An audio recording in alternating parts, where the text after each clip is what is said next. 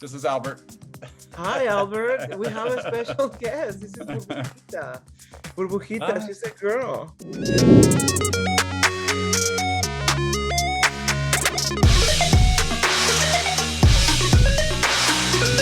Hi, everybody. And today we have, like, oh my God, a super guest. We have Dr. Carlton Thomas.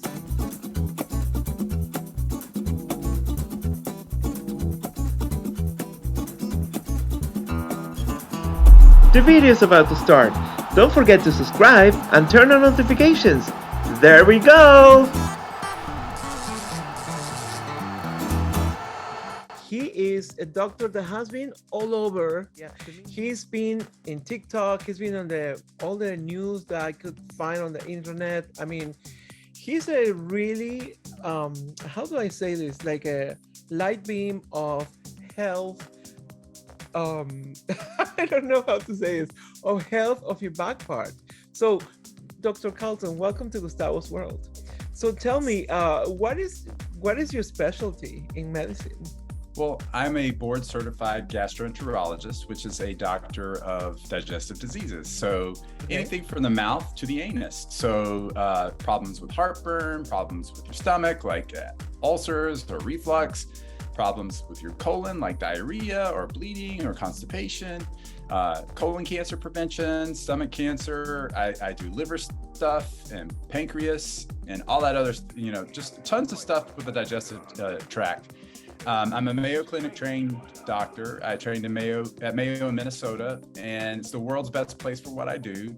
I'm also a gay man, and I find it very important that we discuss things about our health because a lot of gay health and gay sexual education has been avoided in our education through school. So no, we never learned sex education about gay stuff. Men's G-spot is located in the butt. So even if you're a straight man, today is going to be very helpful for you because we're going to talk about how to stimulate that and get the most out of it.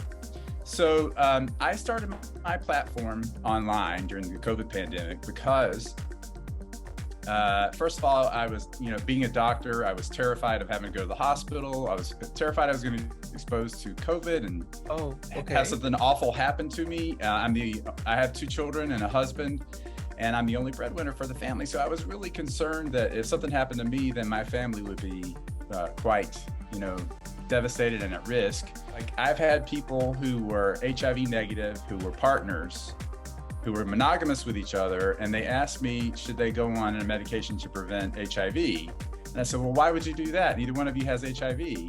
Well, maybe they're cheating. Well, there's that. I mean, that's really important too. But they just thought that you could create HIV by having sex between men, and I'm like, that's not how that happens. You have to. One of you has to have it in order to get HIV. So it made me realize that a lot of people just don't know a lot of things. And so I would start with the basics. Scruff is another app that's probably the second most popular app in the gay community. It's called Scruff. So it's aimed at kind of hairier guys like me. Wait, it's aimed for what? For hairier people? Hairy guys, yeah, Scruff. I have no idea. Like, look, we're learning, people. I'm in this community. I have no... Embarrassing. Okay. Yeah. So anyway, I've partnered with them to teach a lot of sex education, nice, and sexual health, and that's been great. And I've pointed out a lot of things that a lot of people don't know about their own sexual health and things they need to talk to their doctor about, and that's what we're going to talk about today. I have a question. So, why are you called the butt doctor? I mean, is that something that you chose yourself, or like life took you to that route, or how did that happen? Well, because my specialty is gastroenterology, I spend a lot of time doing colonoscopies and looking up people's butts all day to prevent colon cancer and to see what's going on if they have a problem like bleeding or pain or constipation or diarrhea.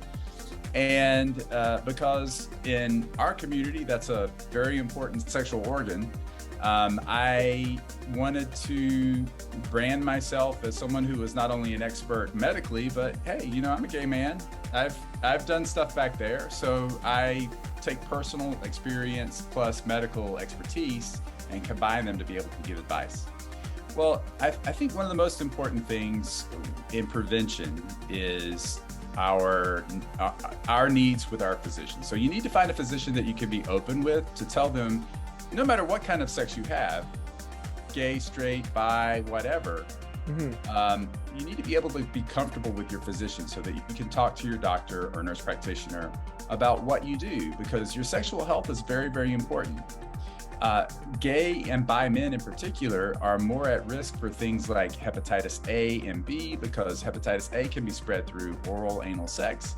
Hepatitis B is spread just like HIV. You need to be aware of things like meningitis. There was a recent meningitis outbreak in Florida that claimed 6 young lives of Latino men because meningitis can be spread through very close, intimate contact.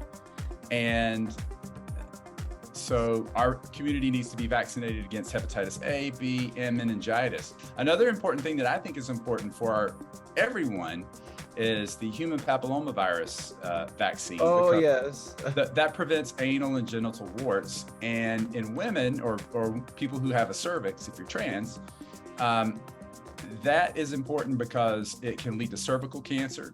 Sorry, like I'm not done. So if you have anal warts, so you could, like, is there more chance that you could have colon cancer or anal cancer? Oh my God.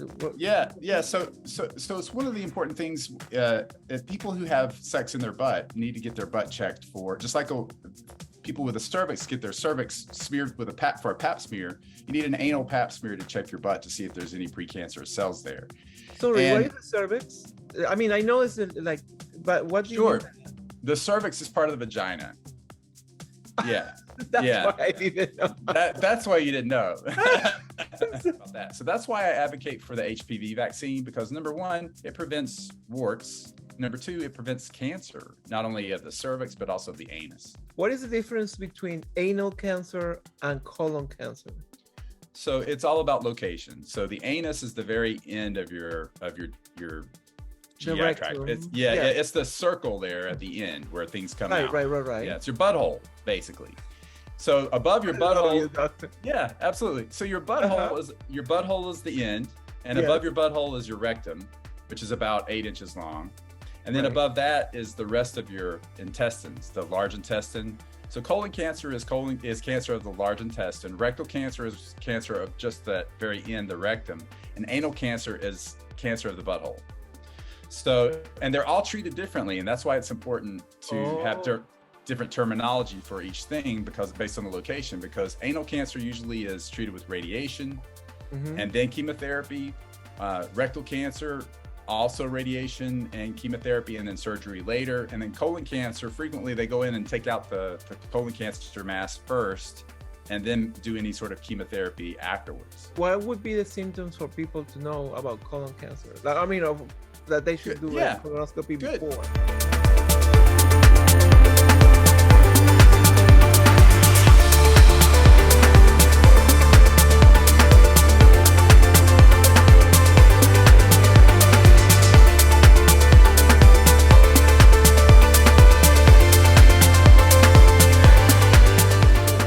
Absolutely. Rectal bleeding, changes in bowel habits like increasing constipation, abdominal pain, unintentional weight loss. Those sorts of things are red flags for colon cancer. Okay. Another vaccine that is very, very important in our community right now, especially, is the monkeypox vaccine. It's a 2-shot series, 4 weeks apart. It's very difficult to find right now, but more and more vaccines becoming available. And so if you get the chance to get the vaccine, absolutely protect yourself, because monkeypox is a terrible disease to have to go through. Why people is saying that? I mean, is it the same situation as HIV or AIDS at the beginning, where it was like the gay cancer, and then this monkeypox is supposed to be just for gay people? I mean, isn't it for a human body, regardless of your sexual preference? Exactly. So this is not a gay disease. No disease is a gay disease. Right. And that's important for everyone to know. But Yeah. 95% of cases are in men who have sex with men right now. That may change over time, but because it's in this community right now, that's who we need to aim our message to, and who we need to and who we need to protect. That could change, but right now the majority of cases, because it started in our community, and we generally just have sex with each other and not with women. It stayed in our community so far because of that. Okay, so I don't want to talk too much about it because we're gonna make another video about it. So the other thing that's important when you go for your doctor visit is to get properly tested for sexually transmitted infections. So the infections we need to talk about to get checked for routinely are HIV, yes, hepatitis A and B, gonorrhea and chlamydia, syphilis. Those are the big ones that we like to check for. Now, hepatitis A and B, once you get vaccinated, you really don't need to check for that one. But if you've never had that checked, you should get it checked at least once. Because if you don't have antibodies, you can get the vaccine to get protected against it. Okay. So for most people, a blood test is done to look for syphilis and to look for HIV. Traditionally, urine tests have been done to look for gonorrhea and chlamydia. Well, the thing about gonorrhea and chlamydia is those infections are only positive where you are in those tests are only positive where you're infected. So if your urethra is infected, and your urethra is the tube that urine comes out of. So if you have a vagina out of a vaginal swab or a urine test for that, or if you have a penis, then a urine test from the urine that comes out of your urethra. So that's typically how gonorrhea and chlamydia are checked for. But we put things other places, So if you put things in your mouth, you need to have your throat swabbed. If you put things in your butt, you need to have your butt swabbed. Because if you don't get those areas checked, you can miss an infection like gonorrhea or chlamydia of your throat or your butt. Now, syphilis and HIV will be positive in your blood 100%, 100% of the time if you're infected. So, and after a certain amount of time. So you don't need to do anything extra special for that other than a simple blood test. But when it comes to gonorrhea and chlamydia, you need to get checked where you play. Okay, so Doc, what's the difference between gonorrhea and chlamydia? I mean, I think the gonorrhea is the one that you discharge some pus or something. Well, they both can have similar presentations. So urethral discharge, like pus, burning, itching, pain, but they're different bacteria that cause pretty much similar symptoms. Yeah. So amoxicillin, does it help at all? The best, most sensitive one right now is doxycycline. Mm-hmm. One of the biggest, most important things in our communities, especially in the Latinx community, which is very important, and the Black community, is HIV. And the reason I say Latinx and Black is because the majority of new infections of HIV are happening in Black and Latino people. Really? Absolutely. Yeah. And why do you think that is? I think it's multifactorial. I think that there's a lot of racism towards Black and Latino people in general in our culture. But what does that have to do with the sickness? Well, that's a good question. There's a lack of access to care because of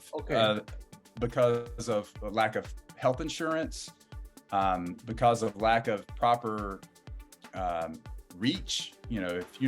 If someone doesn't reach out to you to educate you about gonorrhea and chlamydia, then you're not going to know about it. Right. I think another part is stigma.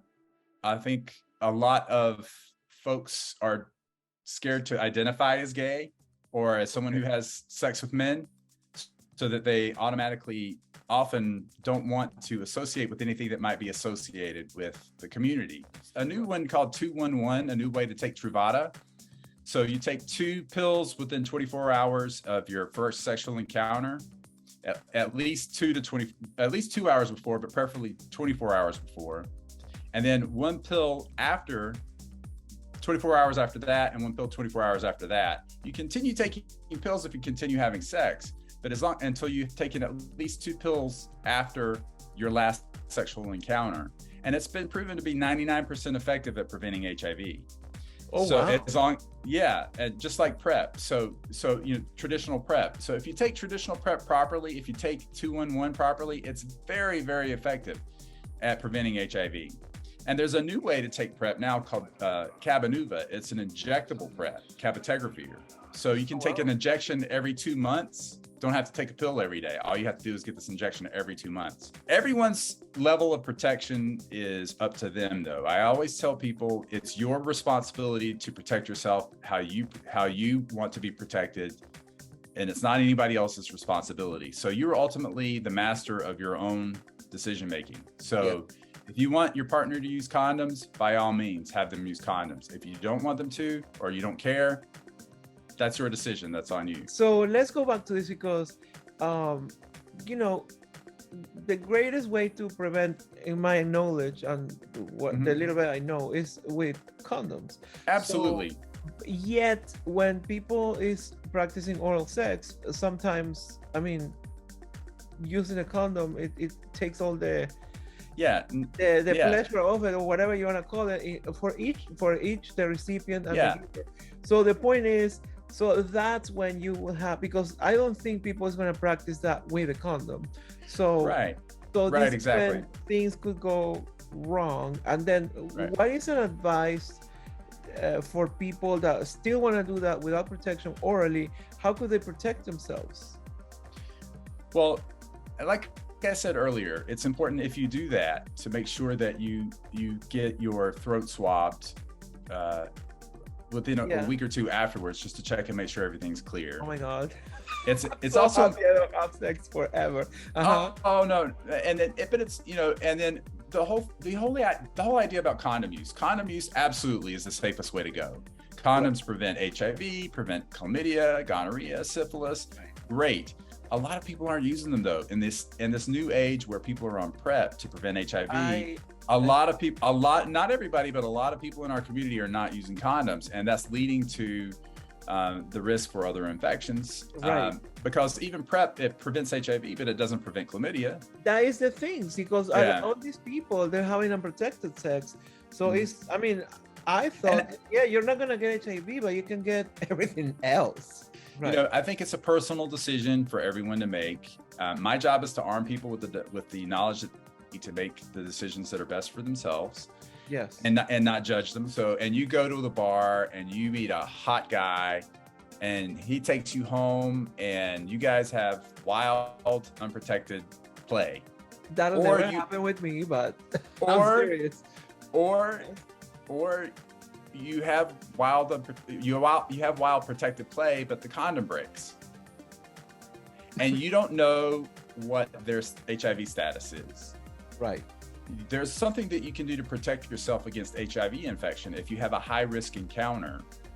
Okay. So if you don't know someone's HIV status, or you don't know, or you know that they're HIV positive with a detectable viral load, or you're sexually assaulted, or you have a needle stick injury, there's something called post-exposure prophylaxis, where if you have one of these encounters within 72 hours, if you seek this emergency set of pills called PEP, post-exposure prophylaxis, over 85% of the time, post-exposure prophylaxis PEP, it can still prevent an HIV infection. Where do you get these pills? Are they expensive? Can they give them to you without a prescription?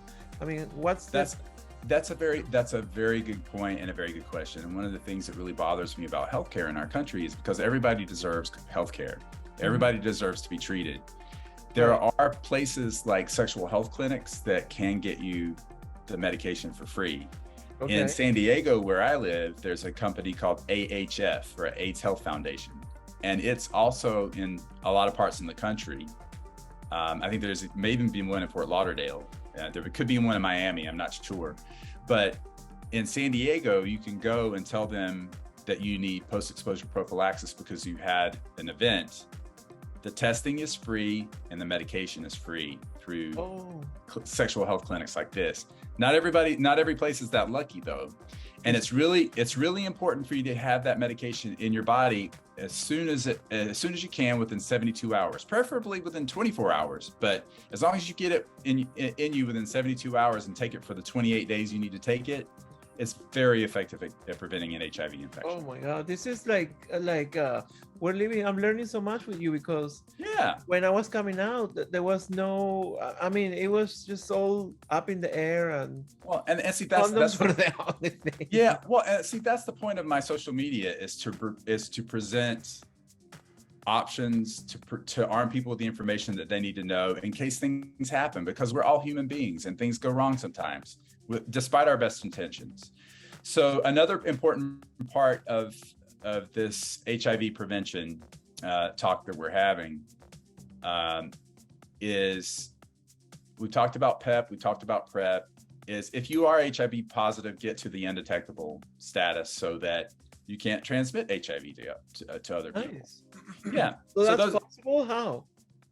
well, so like I said earlier, if you take your medications for HIV daily, frequently your viral load, or the amount of virus in your bloodstream, drops to that level that you can't detect it in the bloodstream, and that's called undetectable. So that's what's important to reach when you're HIV positive. And most people that are on medications these days are doing great and are undetectable and will live a normal life and can't transmit the virus through sex. So those are important things. There's another thing that just came out, actually, to prevent gonorrhea and chlamydia and syphilis. So To prevent? yeah, so if you don't use condoms, there is a new thing called doxypep. So doxycycline is an antibiotic that you take frequently to treat an infection. Yeah. But it's been shown that people who have a history of sexually transmitted infections, if they have a high risk activity, like they go to an orgy or whatever, if they take 2 pills of doxycycline within 24 hours after that, there's a 60% reduction in the rate of gonorrhea, chlamydia, and syphilis. Nice. So Okay. yeah, so it's another part of the armament to battle against STIs. You give a lot of advices on how to make a lot of stuff more pleasurable. So Sure. could you tell us more and give us some tips? Because I hate to say this, but everybody has a butt, like we said earlier, Right. and they might want to do stuff. So Right, and whether you're a man or a woman, or you're trans, everybody's got a butt. So like so you funny, I said, love you. and if you want to when you're playing, if you want to put something up there to make it more comfortable, I have some great tips on how to do that. Okay, First of go all, for it. it's important to kind of clean the area from the inside so that you don't have anything in there to make, number one, a mess or a smell. It just makes the whole experience a lot better. So when you go to clean out, it's important to take some lukewarm water. I like to use a little Fleet's enema bottle that I empty out and rinse out the solution and put lukewarm water in so it's not too hot, not too cold. Squirt it up inside my bottom and release after about 15 seconds. And keep doing that until all the water comes out completely clear. Right. Then the next step that's really important for that area is lubrication. Lubrication makes everything go a lot more inside a lot more easily without harming your tissues or causing a tear. The anal sphincter itself is a circular muscle, so a circle of muscle. And one of the secrets about that muscle is that it is easily stretched to open up to allow things to go in. I have a special secret where it's called the butt clock, where you stick your finger in I've seen about 2 inches and press over to say 9 o'clock and hold that. Okay. for about 30 seconds, and then move over to 3 and hold, and then down at 6 and up at 12. Over time, that tiny little circle starts opening up to allow things to expand so that you can comfortably have something go in. Because a lot of people are so tight back there that it's hard to have anything go inside without causing a lot of pain.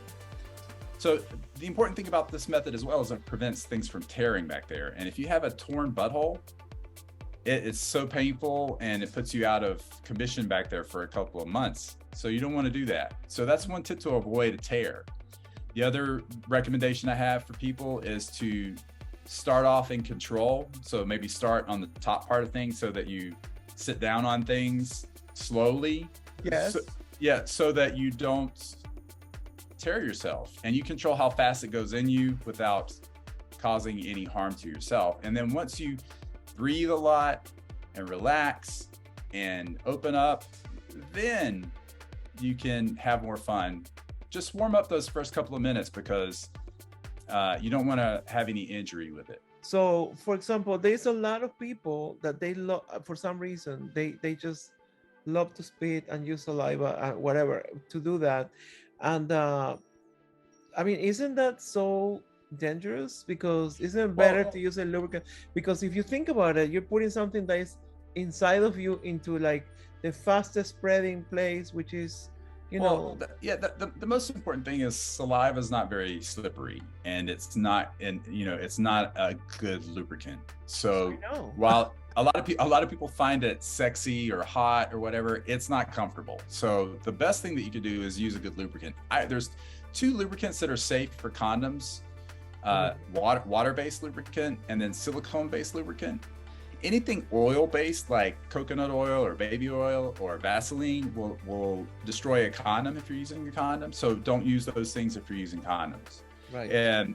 But I like silicone because it lubricates really well. It protects the lining of the anus so that it doesn't tear. The biggest source of sensation and pleasure for a man is the prostate gland. The prostate gland is located between the penis and rectum, inside the rectum, underneath the lining of the rectum. So if your partner is bent over in front of you, facing away from you, if you go in a couple of inches and down at 6 o'clock, it's right there. In and down. In and down. Yeah. 6 o'clock. Oh, yeah. 6 o'clock. Okay, 6 o'clock. Yeah. So yeah. Yes. So that's where the prostate gland is. If they're in front of you, facing away from you, and bent over. If you are looking at your partner, right, and you're facing them and they're on their back, it's up at 12 o'clock. So like a come hither motion. There you go. Just like that.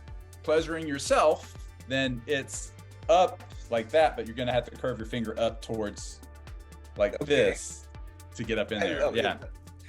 So anyway, so that's the reason that's such an intense source of pleasure is because there's a tremendous amount of nerve endings that hit our genitals right there. Really? And so so stimulating that simultaneously while receiving oral sex is probably the best feeling in the world. Okay. And whether you're straight or you're gay, if having something in your butt doesn't make you gay. That's one thing I want to make sure straight people know. Having something in your butt does not make you gay. Everybody's got a butt, and our pleasure center is in our butt. When people is cleansing themselves or cleaning themselves back there, I mean, I've seen a lot of people, they have like a lot of water, or they have like a lot of water pressure or whatever. And that's going to go because, you know, the rectum curves or something. So if a lot of cleaning, the water goes inside, you have to, how do you get it out? You know? I mean, not in the inside, close inside. No, inside. To explain what you're talking about. So the last 8 inches of your rectum, the last 8 inches of your GI tract is your rectum, and it's pretty much a straight shot. But then there's a big turn that happens, right? Called the rectosigmoid junction. And so if you really only need to clean out that last 8 inches to have sex. You only need to do that last. Okay. So if you put, like you said, if you put way too much water up in there, it's going to go over that turn and get trapped in the curves of your colon. And then in the middle of play, it just comes right out of you, or it makes the clean out process a messier situation because things are just way higher up. So I just wanted to also commend you or congratulate you for being an inspiration or an advisor for people, because I mean, due to that, this all social media is worldwide. I noticed that you can advise people far away. I mean, in some countries that for example, same sex is not allowed. Well, thank you, Gustavo, and I look forward to another talk with you really soon. Yes, and then we're gonna have another video explaining all the stuff about monkeypox, and possibly another one talking about really in depth about colonoscopy. Sure, So, sounds great. Yes, thank you so much, everybody. Have a great right. day. Don't Right. forget to subscribe, to like, to comment all you want. Probably Dr. Carlton is going to be reading these comments. And I'm going to put all his social platforms there for you to follow him. And like he said, ask him whatever he wants. And thank you so much. My pleasure. Have a great day. Thank you, Dr. Carlton. Bye-bye. Bye. Thank you for watching. Please don't forget to subscribe and turn on notifications. That's clicking on the little bell. Comment all you want. If you enjoyed the video, please give it a like. Don't forget to subscribe to grow the community. And also, don't forget to follow our social media. And if you want to go ahead and share this video in all your platforms, share the love. Till next time! Bye.